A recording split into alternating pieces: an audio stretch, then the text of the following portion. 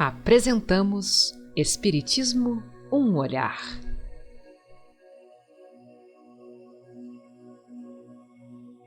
A evolução dos tempos e a doutrina dos espíritos. Neste estudo veremos Ciências Médicas, parte 2. O vitalismo, Philippe Pinel. Esquirol, o animismo.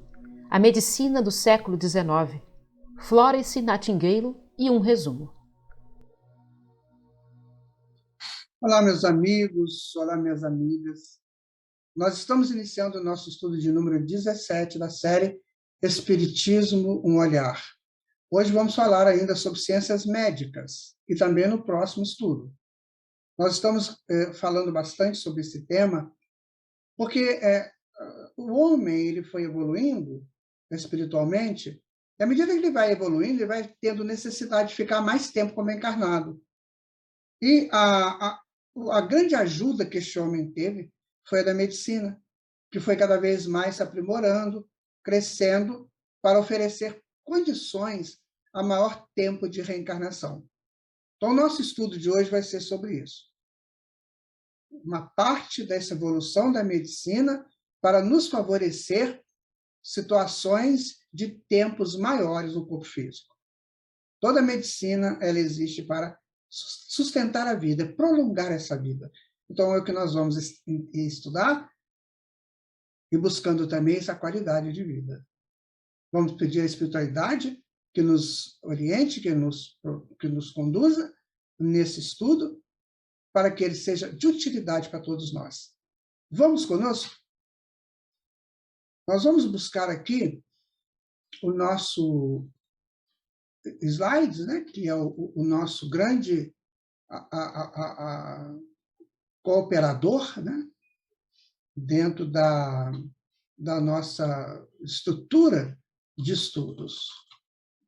Então, continuando, né,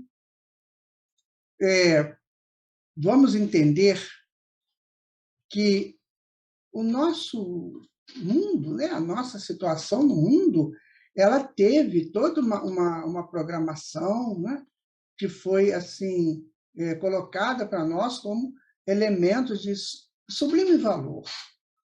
Nós temos que começar a buscar essas palavras mais nobres, mais dignas. Sublime valor.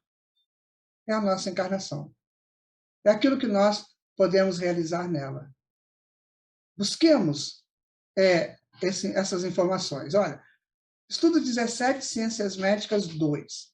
Com vagar, a medicina foi se especializando. Espíritos superiores e missionários renasceram aqui para ampliar constantemente os recursos médicos, louvores a eles e a outros, médiuns sem o saber, que ouviram a espiritualidade e realizaram imensos bens. Quantas vezes nós vemos relatos de médicos que, na hora de uma cirurgia, eles tiveram uma orientação, uma intuição, onde tudo parecia não dar certo e deu. Eles seguiram aquela intuição. Então, a mediunidade está para todos. Se a pessoa tem essa intuição e busca perceber o que diz a intuição, a inteligência dele o conduz a realizar a coisa certa. Guardem isso com vocês. Mais na medicina, algo de tamanha importância, que pode ajudar o espírito a ficar mais um pouco de tempo aqui. A base da medicina moderna se estabeleceu com Andreas Vesálio, do século XVI. Ele era natural de Bruxelas. Ele se dedicou aos estudos da anatomia e demonstrou vários erros encontrados nos escritos antigos, no que foi violentamente contestado. Aí está o Andreas.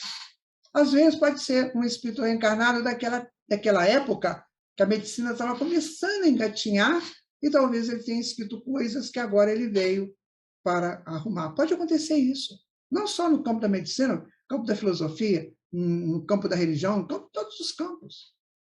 Nós vamos ajudando o homem a crescer, enquanto isso vamos crescendo. Nós não temos ainda um mapa reencarnatório da humanidade, mas pode ser que o Andreas Vesálio tenha sido um daqueles antigos, lá, que começou a trabalhar, que começou a fazer essas pesquisas e foi cada vez mais se aprimorando nelas, ao ponto de fazer isso aí. Um livro, né? de humani corporis fabrica. A fábrica humana, uma coisa parecida com isso. Olha que bonito que ele já fazia no livro dele, olha. Anatomia, né? Imagino que em outras páginas tem outras partes, como ele colocou aqui na capa, lá, músculos e os órgãos, né? Então, publicou várias obras, sendo a mais famosa De Humanis Corporis Fabrica, de 1543, e que continha ilustrações que uniam a arte à ciência.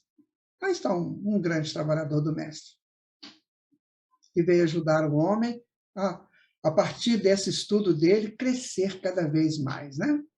No século XVII, a medicina sofre uma influência marcante com o desenvolvimento do racionalismo estabelecido pelo filósofo René Descartes, que, junto com Kepler e Newton, criou as ciências naturais para o estudo direto da natureza, com senso crítico e objetivo, sem preconceitos e dogmas. Ou seja, afastando de qualquer coisa preconceituosa ou dogmática, para buscar o avanço da medicina. E eles ajudaram muito. O racionalismo, né? A estrutura que Galileu trouxe, né? E que Kepler trouxe. Minha gente, temos que agradecer muito a essas pessoas que nos ajudaram muito em nosso crescimento espiritual. O grande interesse em medir as funções vitais levou ao desenvolvimento de vários instrumentos, como o termômetro clínico e o microscópio. Aí está. Hoje nós temos termômetros, né? Totalmente atualizados, né? Muito mais fáceis, e também microscópios. Mas tudo começou aí. Tudo dentro do avanço. Agora vocês imaginam o que era isso naquela época, né? Era algo assim, extraordinário, inusitado. Assim progrediu a humanidade. Eu tenho uma amiga, Antonieta Aromatiz, que ela vai falar para nós um pouco sobre essa coisa de medicina, sobre esse movimento médico no mundo. Observem o carinho dela para conosco. Importante sempre considerar que as ciências médicas tiveram crescimento paulatino, mas constante.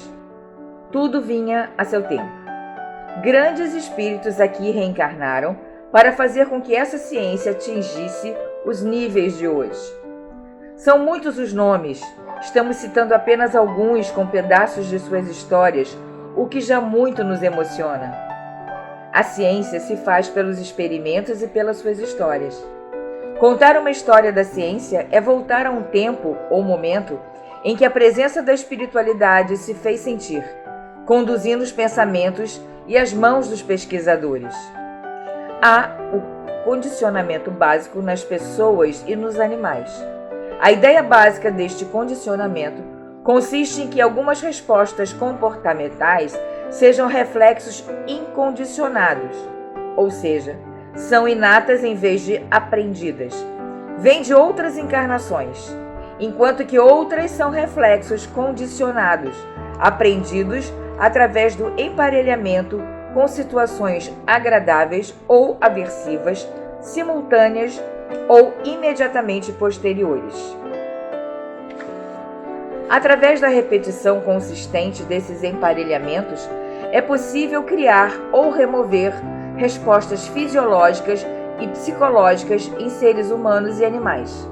Essa descoberta abriu caminho para o desenvolvimento da reflexologia e psicologia comportamental e mostrou ter ampla aplicação na prática, inclusive no tratamento de fobias e nos anúncios publicitários, entre outras aplicações da medicina e ciências cognitivas.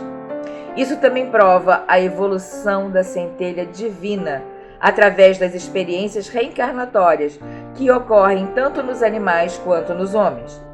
O que já foi aprendido antes retorna como ideia nata e o fato ainda não experienciado agrega valor à centelha divina pelos estímulos naturais ou laboratoriais. Vivemos, aprendemos, guardamos. Voltamos a viver, aprender outras experiências e progredir pelos novos conhecimentos. Essa é a lei. Gratidão, Antonieta. Vitalismo. O que é o vitalismo? É uma doutrina formulada por cientistas europeus entre meados do século XVIII e século XIX, que defendia a ideia de que os fenômenos relativos aos seres vivos, ou seja, evolução, reprodução, desenvolvimento, seriam controlados por um impulso vital de natureza imaterial, diferente das forças físicas ou interações físico-químicas conhecidas.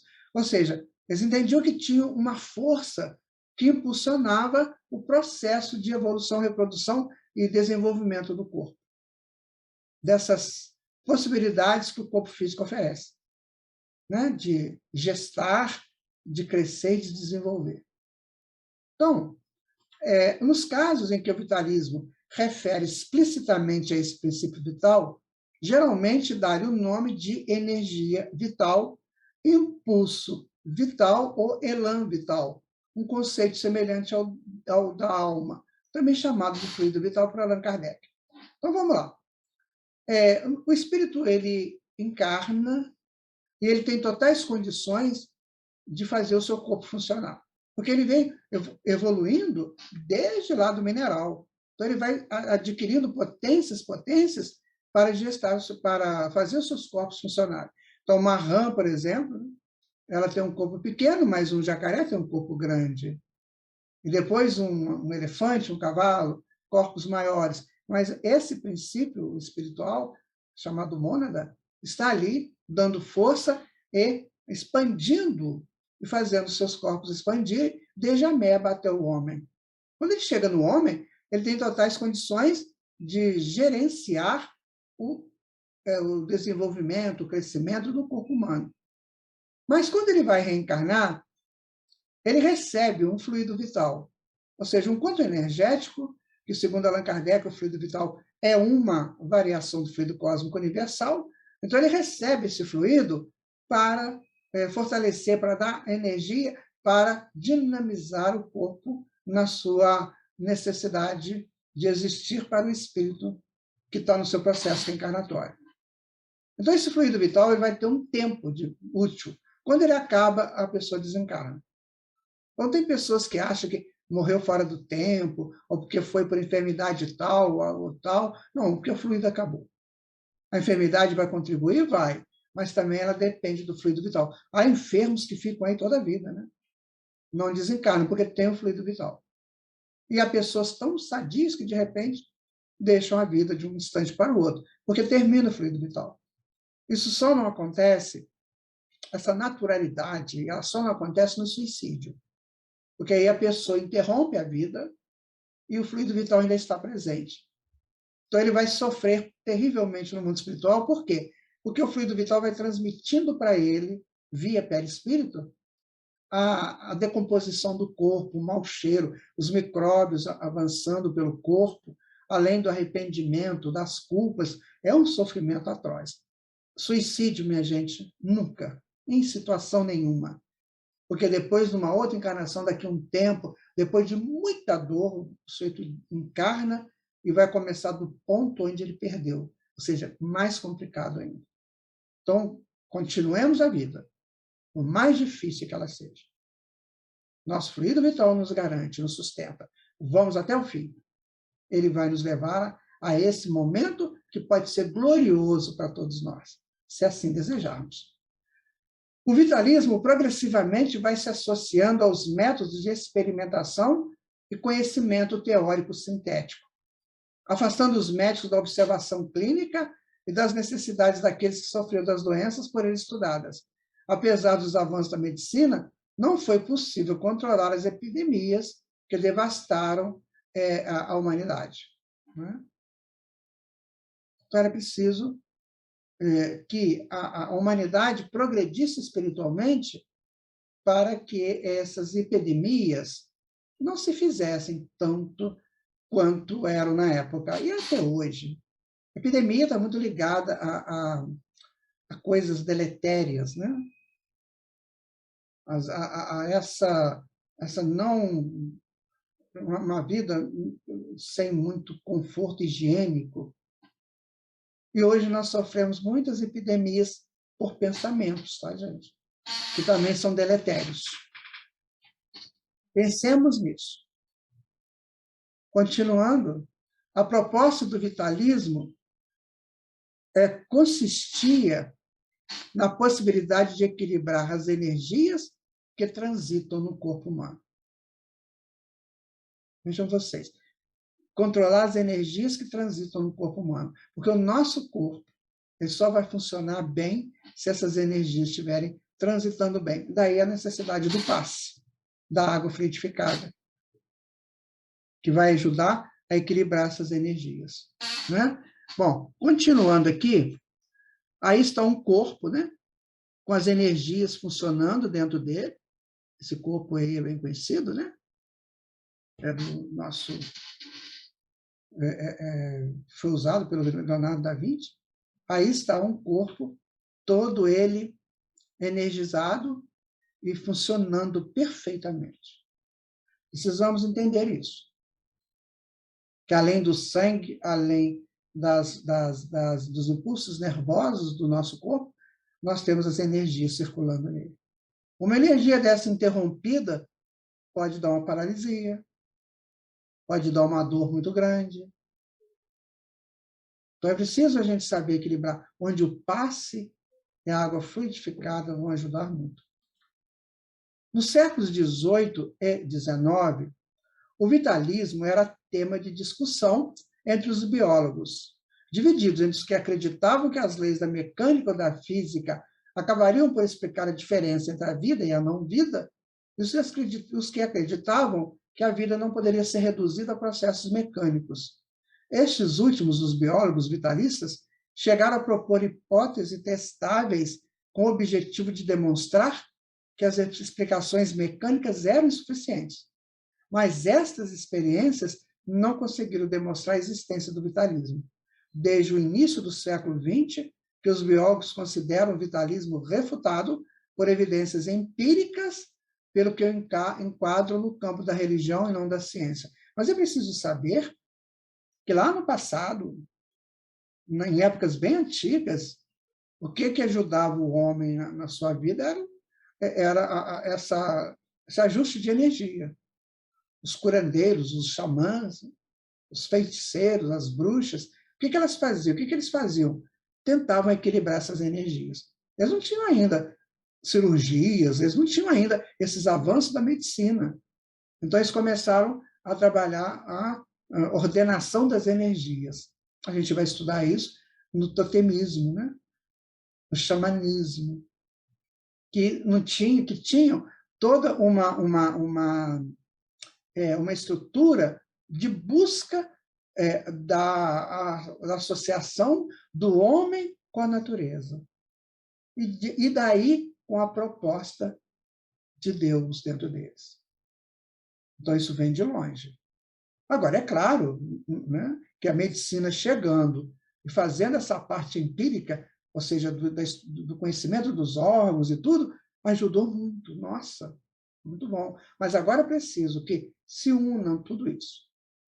Há quem diga na medicina suprema, a que vai unir todo esse empirismo da medicina atual com essa proposta que a gente pode considerar da medicina das energias, que vai ser muito bom para o futuro da humanidade. Vamos pensar um pouco agora em Philippe Pinel, né? Muito conhecido Pinel. A Revolução Francesa trouxe maior abertura para os problemas sociais. Os doentes mentais passaram a ser tratados com mais dignidade em consequência dos trabalhos do médico francês Philippe Pinel, que viveu entre 1745 a 1826 no asilo de Bicêtre, próximo a Paris. Tá? Aí está o Pinel, né? Ele tem uma carinha meio, né? A pessoa fala assim, antigamente, a pessoa falava, você é Pinel, né? Você é meio fora do eixo, mas não, é um tremendo espírito estudioso, né? Aí é o lugar onde ele vivia, né? No asilo, e este homem foi muito importante dentro dos conhecimentos da vida mental. Philippe Pinel foi um predestinado. Sua obra em prol dos deficientes mentais, inspirada pela bondade, pelo saber e pela fé, olha só os adjetivos, né? Bondade, saber e fé, perdura há mais de um século, sendo seus princípios básicos os traços fundamentais da psiquiatria moderna, que elevou o deficiente à categoria de doente mental, dando a todos nós um admirável exemplo de altruísmo, pois, lutando contra arraigados preconceitos, rompeu, num gesto sublime, os grilhões que tolhiam os infelizes prisioneiros das celas de Salpêtrière e de Bicêtre, privando-os da liberdade e da luz. As pessoas que tinham problemas mentais naquela época, né, gente, eles eram praticamente jogados lá, nesses lugares aí, fica aí, até ver o que você vai fazer, até ver o que a vida faz contigo. Tomara que te leve rápido. E aí começa o estudo do Pinel. Vamos ver quem são essas pessoas, esses doentes mentais? Então ele começa a estudar isso. Foi educado até os 15 anos por sua mãe, senhora piedosa e culta. Sofreu nessa idade um rude golpe ao perdê-la.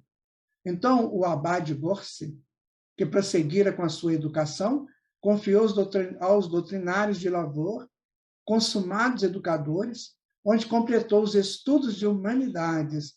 Aí um rico burguês chamou para preceptor dos filhos e comprometeu-se a supri-lo, né, de todas as necessidades daquele jovem e esperançoso estudante. Então, seus dignificantes exemplos consagraram-no como o maior psiquiatra do século XVIII, sendo ainda até hoje cognominado o grande benfeitor dos deficientes mentais. Ele foi a base da psiquiatria, né? Os estudos dele vão depois influenciar outros para começar a tratar os doentes mentais. Então, graças a Deus que hoje nós temos os psiquiatras, os psicólogos, que estão aí tentando ajudar essa humanidade, que sofre por esses assédios do inconsciente, quando aquelas imagens sobem ao consciente, às vezes perturba, né, o consciente, ou então até de médiums que, não sabendo disso, se envolvem com problemas complexos dentro do campo mental e precisando de uma orientação mediúnica.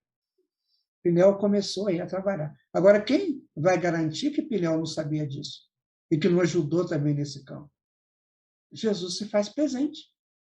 Os espíritos intuem. Quem sabe, né? Isso não aconteceu também.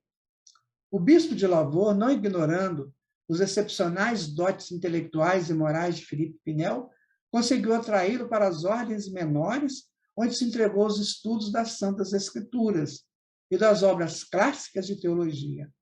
Pela gravidade de seu aspecto, percebia-se no nobre sacerdote um homem de letras e um pensador profundo. Levaram ele, então, para o clero, estudar as escrituras, né, para que ele pudesse se tornar um grande coadjuvante da teologia. Vamos ver o que aconteceu.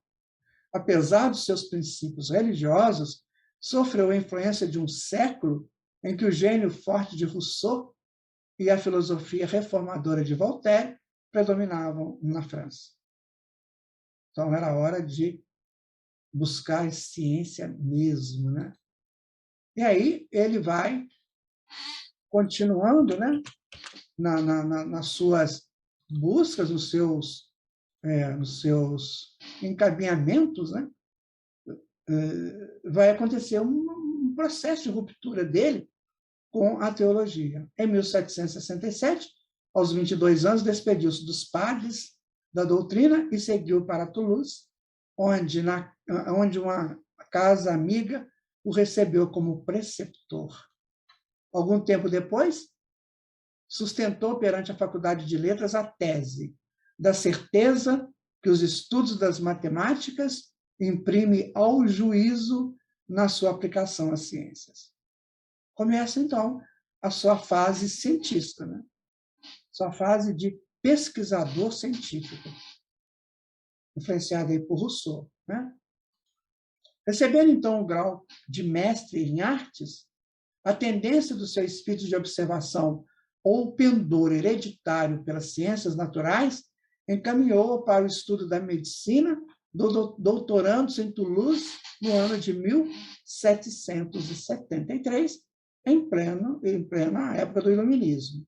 Ou seja, as pessoas estavam buscando conhecer, buscando aplicar tudo ao nível da razão. Então, Pinel preferiu assim, do que, por exemplo, aqueles estudos muito fechados, né, da teologia e das escrituras. Então, ele preferiu mais uma ação de pesquisador e de cientista. Então, as ideias de Pinel tiveram continuidade com seu discípulo Jean-Étienne Dominique Esquirol, de 1772 a 1840, que viveu essa pessoa aí, Esquirol, continuador de Pinel, que foi um psiquiatra francês, autor do clássico de 2 volumes, Des maladies mentais, dos males mentais, o primeiro livro moderno francês sobre psiquiatria, notável por suas impressionantes ilustrações dos insanos. Esquirol antecipou visões modernas em sua gestão de que algumas doenças mentais podem ser causadas por distúrbios emocionais em vez de danos dos cérebros orgânicos. Começava a penetrar na psique humana. Veja, que mais tarde Charcot, Freud, depois Jung e outros, né, deram sequência. Então, não é o problema da doença mental, não quer dizer só problema orgânico. Pode ser algo relacionado à emoção, algo relacionado à psique. Aí começa esse estudo gigantesco da psicologia. Aqui é uma ilustração dele, né? Uma mulher numa camisa de força, né? Que ele diz que é uma coisa médica, né? Que é uma higiene e médico legal. Por quê? A mulher, então, estava controlada, né? Para que ela não fizesse coisas deselegantes, desagradáveis, né? No campo das desestruturas mentais. Hoje, claro, não existe mais camisa de força. Hoje existem medicamentos que controlam isso. Mas a camisa de força, naquela época, foi muito importante. Numa missão para o governo francês, visitou diversos estabelecimentos para doentes mentais e apresentou um relatório denunciando a barbárie encontrada, cujo resultado foi a lei de 1838, que criou uma rede de asilos com médicos e funcionários pagos pelo governo. Então, ali ele começou a apresentar, né? A denunciar os maus tratos aos doentes mentais. Coisas horríveis mesmo. Conta-se que eles eram, muitos deles, colocados aí num barco, botados no mar, né? Nem sabe-se lá o que acontecia. Imagina um grupo de pessoas completamente desorientadas mentalmente em pleno mar, né? Claro que desencarnavam ali, tudo afogado, para se livrar daquele povo. E eles não, eles começaram, o Esquirol, o Pinel, o Esquirol, depois os outros, começaram a fazer um estudo sobre isso aí. Veja que coisa interessante. Que coisa importante é isso. Porque para o sujeito chegar ao nível do desequilíbrio mental, algo muito sério e histórico consta no seu projeto reencarnatório. Então, ele precisa de ajuda. Não é de expulsão do mundo físico. E ali, eles vão começando a estudar isso. Por que é assim? O que se pode fazer para melhorar isso? De que maneira? O que nós vamos fazer? Pesquisas sobre pesquisas, entendendo que a espiritualidade sempre esteve presente ali, orientando também. Com certeza, né? Aí vem o animismo, né? As bases das pesquisas científicas estavam se estabelecendo, mas ainda havia o conflito entre as novas ideias e as visões tradicionais. Alguns médicos não atendiam aos apelos da ciência e apoiavam os conceitos filosóficos animistas. Bom, o animismo ressurgiu com o médico filósofo alemão Gorgestal, que viveu entre 1660 e 1734, que considerava a alma como sendo o princípio de todos os fenômenos físicos e mórbidos. Muito bem, falou certo. Né? Certíssimo a posição dele. Aí estão, né, gente? Nós colocamos essa imagem, uma pessoa aqui cheia das suas imagens, e essa pessoa perdida nesse mar de imagens do inconsciente.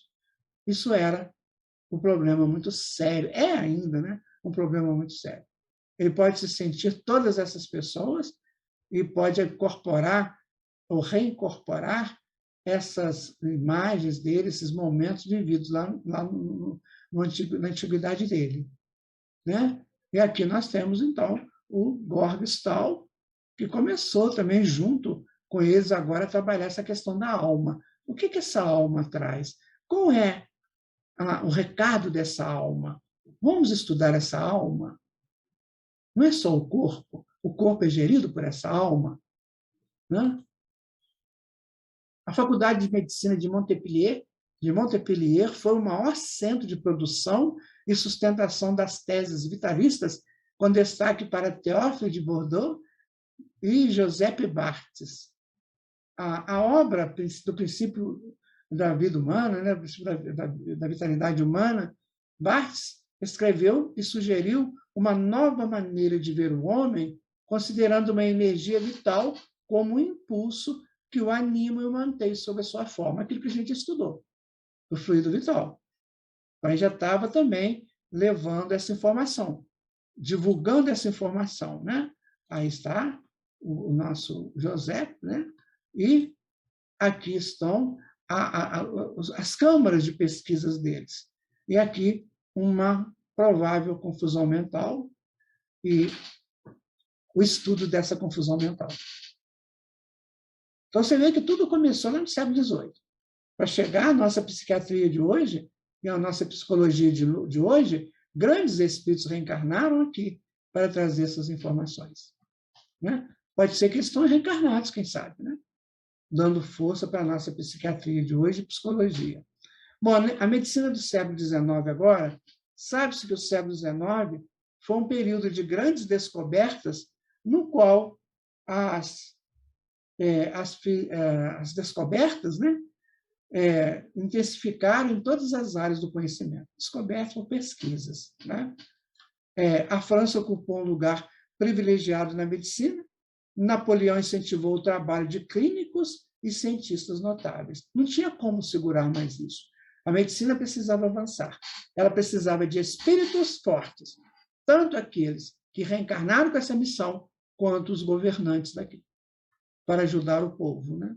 Então, houve uma valorização das ciências que estudam o homem, o ensino médico é reorganizado. Houve um tempo que eles começaram a querer desanimar, porque eles não controlavam as epidemias. Não, vamos continuar, vamos ter força. Então, vinham aqueles espíritos para impulsionar o estudo da medicina. Então, foram criadas as escolas, né, de Montpellier e de Estrasburgo. Em 1802, foi estabelecido um sistema nacional de licenciamento para médicos e cirurgiões. Então, os médicos eram protegidos pelo Estado. Veja que interessante, né? Agora já tem toda uma proteção que ajuda o médico a fazer seu trabalho. Né? Notáveis estudiosos traduziram obras médicas para o francês. Foi esse senhor aí, né, René Théophile Hyacinthe Laennec, de 1781 a 1826, que inventou o estetoscópio e criou um sistema de diagnóstico completo para as doenças do coração e do pulmão, sendo considerado um dos maiores médicos de todos os tempos. Veja que espíritos valorosos, minha gente. Quando a gente ouve assim, estuda isso, a gente fica pensando, e eu, o que eu estou fazendo da minha encarnação? Né? Eu estou brigando ainda por uma bacia de pipoca? Não é? Aí está o estetoscópio, né? Que foi inventado por esse senhor aí. Veja que coisa interessante. Que missionários, né? Fabulosos. Os franceses contribuíram muito para o desenvolvimento da fisiologia. Paris foi pioneira na abordagem clínica e anatômica da medicina, que era desenvolvida nos hospitais públicos. Esse Eduard Sequard, de 1817 a 1894, desenvolveu a endocrinologia, ao observar que todas as glândulas produzem secreções que eram lançadas na corrente sanguínea e podiam ser usadas na terapêutica. Mais tarde, essas secreções foram denominadas de hormônios. Tudo a seu tempo, minha gente, tudo. Por isso que hoje, quando nós vemos um mundo ainda confuso, conturbado, calma, está tudo dentro do seu tempo. Daqui a pouco tudo se acomoda, porque Jesus está no leme. Guardem isso. Aí está o nosso querido Eduardo Sequard, e os hormônios. Então, foi tudo acontecendo na medida em que a necessidade do avanço se fazia.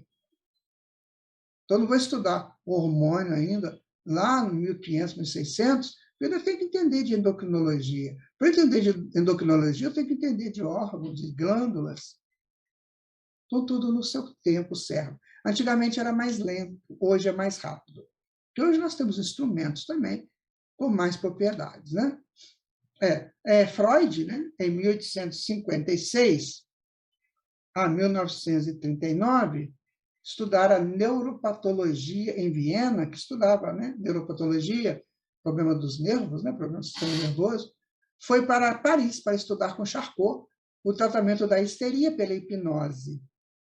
Fiquei impressionado com os estudos de Charcot, diz, ele é um dos maiores médicos e o que sei é que nenhum ser humano jamais me afetou dessa maneira.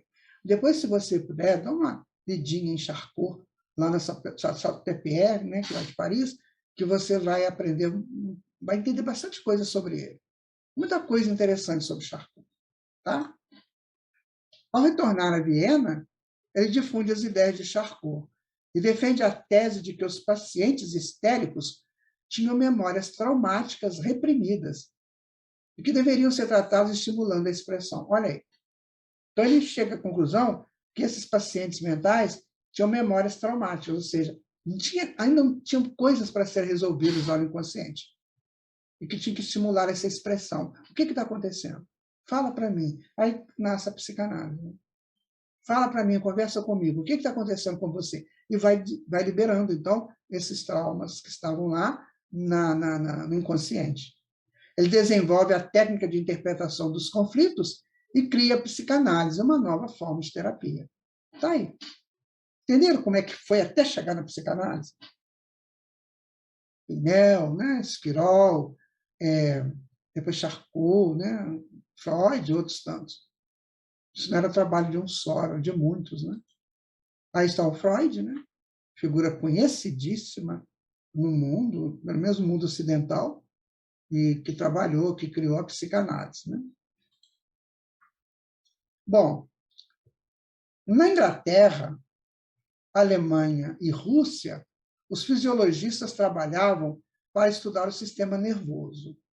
Ivan Pavlov, de 1849 a 1936, lançou as bases da fisiologia do comportamento, que é do famoso reflexo condicionado. Então, você dava uma coisa para o cão e ele depois tirava um alimento e depois você dava um trabalho para o cão. Oferecia para ele de longe aquele alimento, mas ele tinha que fazer o trabalho.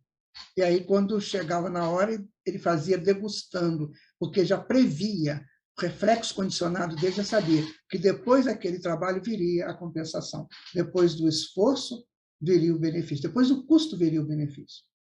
Então, ficou muito famoso o Ivan Pavlov nesse estudo do sistema nervoso, que era do reflexo condicionado. Mas, minha gente, eu digo para vocês que tudo isso tinha um espírito atuando também, Porque o sistema nervoso funciona por uma propulsão do espírito. Sempre é bom a gente dar esses toques para não achar que é tudo mecânico. Tem a mecânica do corpo, mas tem um espírito que comanda essa mecânica. Vou pedir a Lília para falar um pouquinho para nós sobre essa medicina, inclusive sobre o Sr. Imbog. Olha o que ela tem a nos dizer.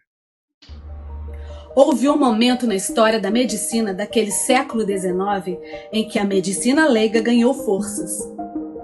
Emanuel Swedenborg, com seus ensinamentos místicos, descartaram qualquer tipo de medicamento, acreditando somente nos poderes curadores da natureza. Utilizavam da água, da prece, do autocontrole e da iluminação espiritual. Mary Becker fundou o movimento da ciência cristã após ter passado muito tempo doente e sem resultados com a medicina oficial. Sentiu-se aliviada pela homeopatia e pelo magnetismo através dos passes e promoveu a sua autocura. Afirmou em seu livro Ciência e Saúde que a doença e a dor eram ilusões que a mente curadora poderia dissipar. Vemos que no século XIX as pessoas já buscavam sua espiritualização pelo processo do autoconhecimento e do autocontrole, muito difundido nos tempos atuais. Muito obrigado, Lília. Então, continuando aqui, o século XIX foi um período de mudanças aceleradas, determinadas pelo espírito científico de investigação, mas também pela premência de se encontrarem soluções para os problemas que colocavam em risco a sobrevivência. Né? Então, eles tinham as suas pesquisas, mas também tinham que avançar nas soluções, porque tinha muita doença, muita gente doente. Então, precisava de avançar nisso também. Então, a medicina do século XIX primou por isso. A Revolução Industrial provocou o deslocamento das populações rurais, ocasionando aglomerações em bairros operários, habitando moradias pequenas com precárias condições de higiene, propagando doenças epidêmicas que representavam um perigo para as outras camadas da sociedade. Isso aconteceu não só na Europa, né? Aqui também no Brasil, né? Os países aí da América, essas pessoas do campo foram chegando para a cidade para trabalhar, né? nas indústrias, e aí foram morar em casas pequenas, né? Hoje a gente chama de comunidades, e ali não tinha higiene muito grande, não. Hoje já tem alguma coisa, mas naquela época nada. Então, aí as doenças propagavam muito grande. Então, a medicina tinha que estar avançando para dar conta dessas epidemias. Né? A gente já estudou sobre isso, né? Que teve vacinas que foram criadas e outras situações de higienização dos ambientes, tudo isso foi necessário. Né? As guerras tiveram um papel importante nas mudanças da prática médica. Surgiu a medicina militar para tratar dos feridos ou doentes, criando os hospitais militares com corpo médico permanente e unidade de pronto-socorro. Hospitais de campanha, hoje nós conhecemos. Né? Então, ali foi uma necessidade muito grande, porque tinha feridos nas guerras passadas que morriam por não atendimento. Agora não, agora você pode aplicar alguma coisa, algum tratamento aí para esses feridos. Né? Assim, aos poucos, a medicina foi se estabelecendo no mundo, criando uma nova chance do viver com alguma qualidade de vida e com mais tempo na encarnação, que isso é importante. Né? Importante também considerar que esses trabalhadores incansáveis de Jesus aqui aportaram com a identidade de espíritos pesquisadores e prontos a contribuir para os avanços humanos em suas jornadas reencarnatórias. Interessante saber isso, né? Toda uma falange de espíritos ligados à medicina, que encarnavam, desencarnavam, uns estavam reencarnando, outros estavam desencarnando, vinham outros, e isso até hoje. Uma busca de aprimoramento dessa medicina. Vamos falar agora um pouco sobre Florence Nightingale, uma italiana de 1820 a 1910. Uma mulher extraordinária. Olha só. Durante a Guerra da Crimeia, em 1854, quando a Inglaterra, França e Turquia enfrentaram a Rússia, Florence foi levada com uma equipe de enfermeiras ao campo de batalha para supervisionar os hospitais de assistências aos soldados ingleses. Alarmada com o altíssimo índice de mortalidade causado pelo tifo e pela cólera, concluiu que as doenças hospitalares estavam matando 7 vezes mais do que os campos de batalha. São os problemas dos hospitais ainda até hoje, né? Com uma coleta constante de dados e aplicando os métodos de Quetelet, esse método de Quetelet, esse senhor, ele trabalhava muito essa questão de massa do corpo com a altura do indivíduo. Ele fazia muito para contrabalançar isso aí. Então, ela aplicou esses métodos. Organizou registros e estatísticas, montando diagrama da área onde visualizou, mês a mês, que, a rigor, na asepsia, fazia decrescer as mortes por infecção. Tudo limpeza, gente. Mas tinha que ter um espírito assim para fazer, para chegar lá e tratar dessa situação. Vejam que interessante. Tinha que ter essa pessoa, né? Seu trabalho, baseado em evidência, foi responsável pela diminuição de mais de 70% das mortes de soldados feridos em batalhas, por decorrência de atendimento médico inadequado. Uma enfermeira, gente. Que espírito é esse, né? Não sei se ocorre isso com vocês, mas toda vez que eu vejo um espírito dessa grandeza, eu fico imaginando, de onde você veio, né? O que você fez para chegar até aí? Muito sério isso. Gosto muito de pensar sobre essas figuras notáveis, né? Sua generosidade, doçura com os pacientes, seus cuidados percorrendo as enfermarias dos batalhões e acampamentos durante a noite, com uma lâmpada na mão, visitando os doentes, não com uma lamparina, né? Ele consideraram, então, visitando, né, os doentes, então deram para ela o apelido de a Dama da Lâmpada. A Dama da Lâmpada. Bom, eu tinha que falar mais de Florence. Aí eu convidei a Aline para fazer isso para nós. Mas tem um detalhe importante. Quando a Aline foi gravar esse texto, né, da Florence, ela pensou em tocar um teclado piano, né? Pensou em tocar piano. Não sabia que música que ela ia tocar para fazer o fundo musical. E ela começou a tocar sem saber. Foi uma música vinda da espiritualidade em homenagem à Florence. Observem que coisa linda. Observe a Aline e a música recebida mediunicamente por ela na hora que ela estava gravando o vídeo. Deus te abençoe, filha, e a todos vocês que estão nos ajudando aqui. Florence Nightingale, a Dama da Lamparina.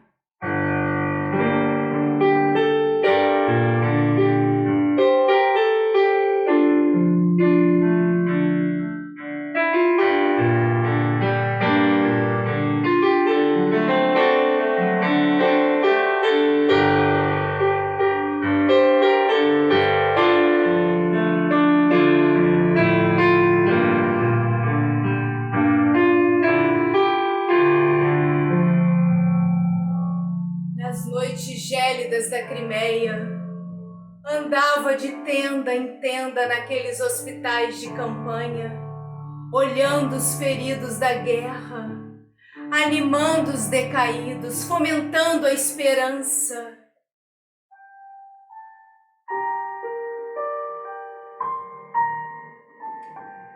Com sua lamparina tão simples, construiu naqueles corações o símbolo da luz divina. A doce mãe que ampara, que regula a temperatura dos corpos físicos e espirituais. Florence, seu nome hoje brilha nas escolas da enfermagem como divina dama da luz, que sorri para o enfermo e que cura com seu sorriso. A enfermagem é assim.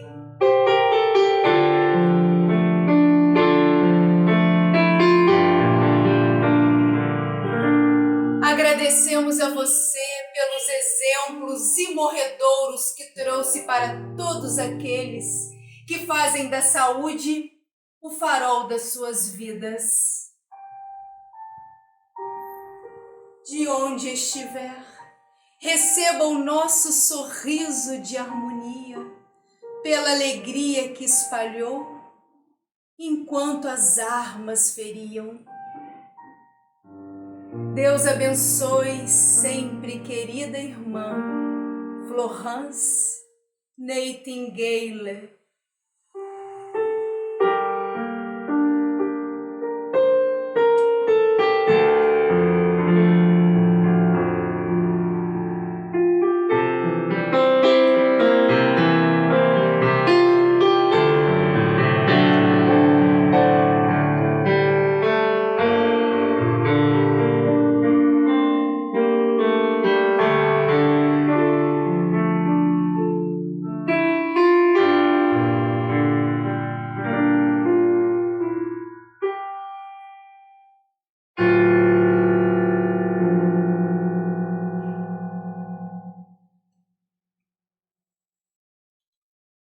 Vocês percebem a beleza da vida?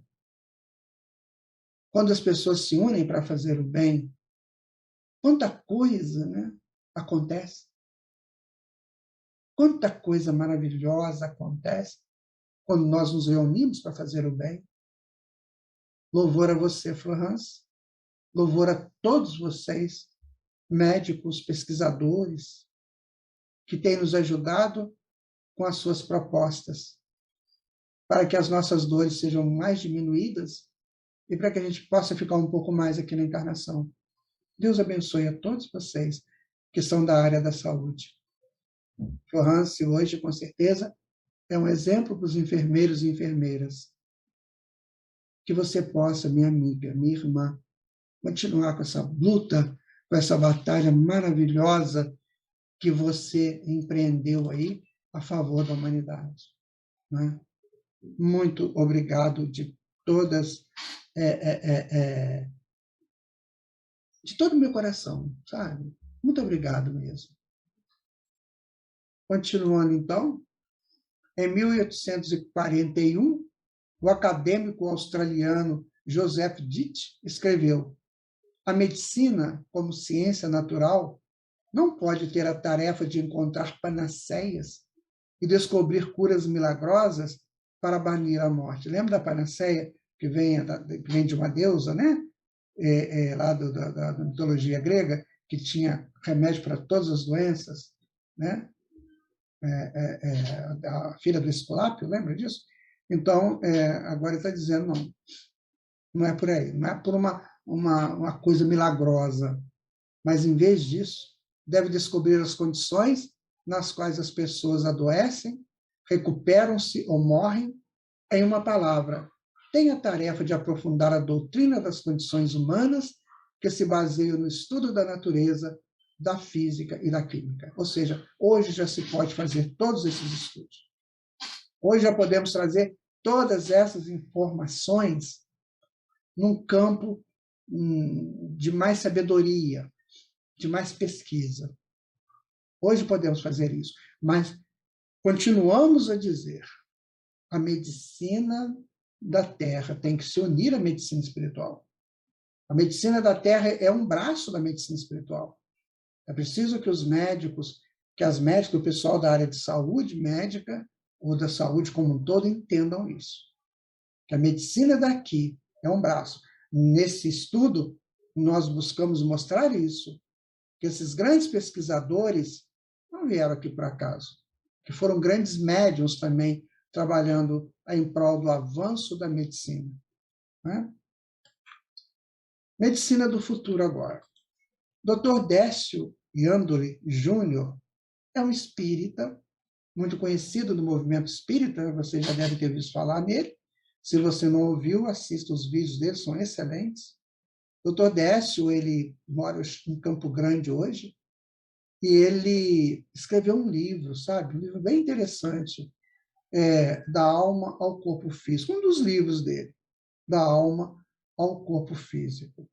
Nós vamos tirar aqui um pequeno trecho para a gente fazer um pensamento sobre o que ele diz. Olha, a principal forma de drenagem dos fluidos deletérios gerados pelos pensamentos desarmoniosos é o corpo físico, que absorve as energias nocivas e as manifesta sob a forma de doenças, geralmente correspondentes ao tipo de pensamento gerado. Ou seja, toda enfermidade ela é uma drenagem do perispírito ou da mente, né? O perispírito busca da mente e o corpo busca do perispírito.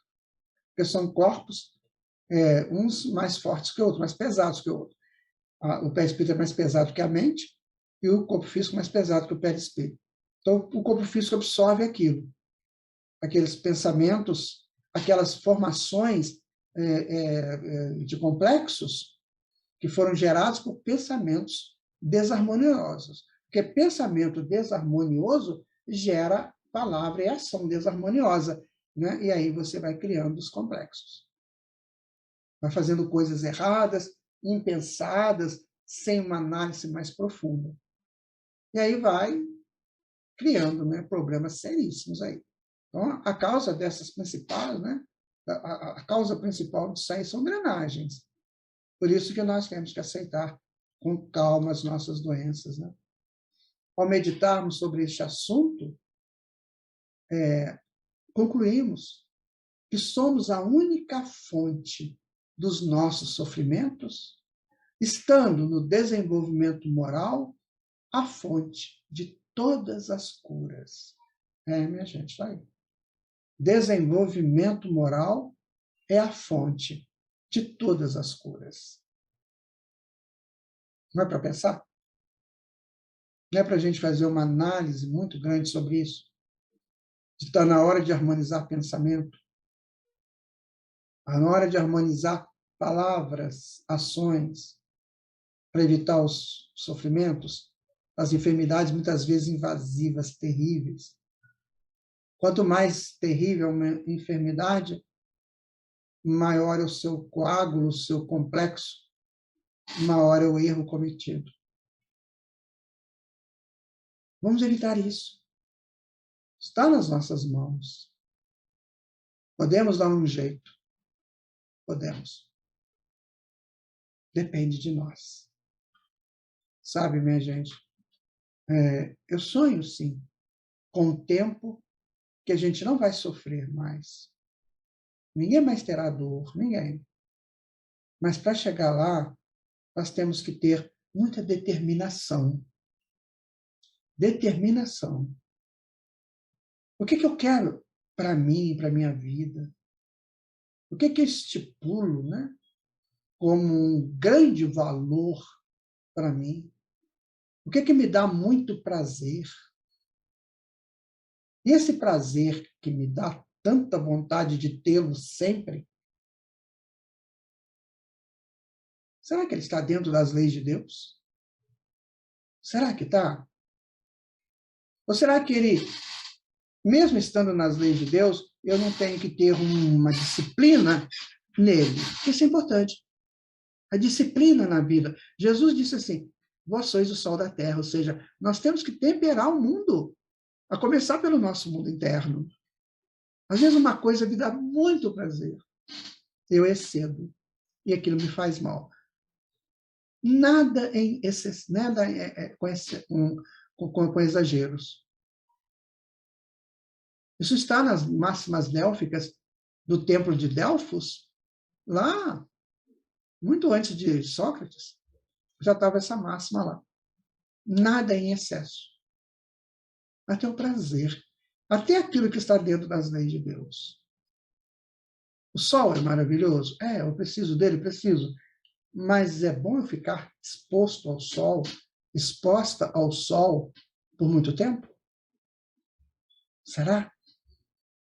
Vejam que nós temos que começar a pensar mais seriamente nas nossas vidas, porque assim a medicina vai nos ajudar, com certeza, com propriedade. Ela não vai fazer aquilo que não seja possível a ela. Eu digo para você, meu amigo, minha amiga, preste atenção. A medicina é uma coisa bem interessante, né? A Luísa vai falar um pouquinho para nós do que seja a medicina, do como que ela enquanto criança, né, ainda, como que ela acha a medicina? O que ela faria se ela tivesse necessidade de uma ajuda médica? Vamos ouvir a Luísa. Ainda bem que a medicina apareceu e cresceu.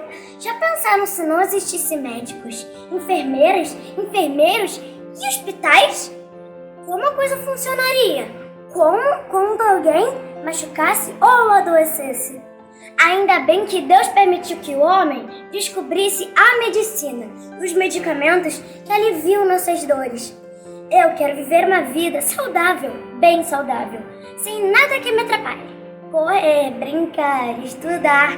Mas se a dor aparecer, lá vou com minha bolsa dourada pedir ajuda aos médicos.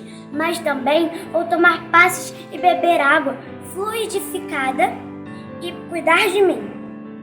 Olha, tenho pra mim que esses remédios curam mesmo, pra valer. Então, minha gente, aí está, né? Chegamos ao final desse estudo. Eu senti muito bem realizando esse trabalho hoje. Porque nós conseguimos ver que foi tudo um crescente, né? A medicina veio num crescente, né? Ela veio numa proposta, né, dinâmica de ajuda a todo mundo. E todos nós já nos beneficiamos da medicina, todos. E vamos nos beneficiar ainda mais. Agora eu digo para você, meu amigo, minha amiga, se chegar a hora da desencarnação, chegou. É um processo necessário para o espírito. Então não culpe médico ou médica, não faça isso. Sabe? Ninguém é vítima de ninguém. Todo mundo tem o seu momento, todo mundo tem o seu tempo de encarnação, e cada encarnação traz cada desencarnação traz uma desculpa. Ah, é um AVC, é um ataque cardíaco, é um infarto, é um acidente, é isso, é aquilo, é um vírus. Muito em voga aí. É um vírus que pegou, sabe? E cada desencarnação traz uma desculpa. Mas, no fundo, é porque houve necessidade. Né? Então, ajude o médico, ajude a médica na sua tarefa. E você que é médico e você que é médica, olha, está aí uma coisa boa para você ouvir. Não sei se você vai gostar, mas eu vou ouvir. Não faça da medicina um projeto de se enriquecer materialmente. Não faça isso. O nosso estômago é pequenininho, sabe? Vamos pensar seriamente no enriquecimento espiritual. Quanto os médicos estão aprendendo com a medicina? Quanto? Faça isso da tua medicina. Seja um sacerdote dela, que você estará honrando a todos esses que trabalharam com muito afinco para que a medicina chegasse neste momento com tanta possibilidade. Então, na hora da gente pensar em paz, sabe, gente? Paz entre todos nós, sabe? Paz nas nações, paz nas comunidades, paz nas profissões, paz em tudo. O nosso Pai nos provê de tudo. Deixemos esse materialismo, né? Tão que nos machuca, né? Que nos propõe coisas assim, muitas vezes desnecessárias. Vamos pensar na paz do mundo. Sabe, na paz de uma criança, que mesmo sendo um espírito velho, um espírito antigo, né? Ele está aí como uma criança, encantando a todos nós, dizendo para nós assim, olha, eu sou novo, eu vim para mudar, se você me ajudar, eu trago coisas novas para o mundo. Mas se você não me ajudar, se você não me fortalecer, eu posso, enfim, não ter condições de trazer o novo e entregar para vocês. Porque você vai me influenciar com o teu velho. Cuidemos das nossas crianças, minha gente. É uma proposta nova. Jesus disse que cada criança é uma proposta de renovação do mundo por Deus. Cuide das crianças. Não deixe que nada as avilte, que nada perturbe seus crescimentos. Sabe? Cuide da criança. Eu quero encerrar o nosso estudo de hoje chamando as crianças, pedindo a elas que, com as suas presenças tão purinhas, né, nessa fase das suas vidas, seja um estímulo para todos nós. E dizer para elas assim: continue seguindo o Senhor Jesus. Não deixe o Senhor Jesus de lado, em momento nenhum. Ele é o grande mestre da humanidade. Sem ele, nós não conseguiremos nada. Nada. Por isso que a sociedade sofre, as pessoas sofrem, porque não abraçam a proposta dele para valer. Então, que vocês, crianças, abracem, que vocês, pais, estimulem as crianças a serem maravilhosas. Muito obrigado, Jesus, por isso. Muito obrigado a vocês, crianças, do Coral Pentágono de São Paulo, regidos pela nossa amiga, né, a Laís Dias. Um trabalho lindo, maravilhoso. Muito obrigado, a Laís, por você estar participando conosco e com seu coral Os Pentágonos. E é com eles que eu vou deixar vocês agora. Canção pela Paz. Coral Pentágono, a maestrina Laís Dias. Muito obrigado, até o nosso próximo encontro.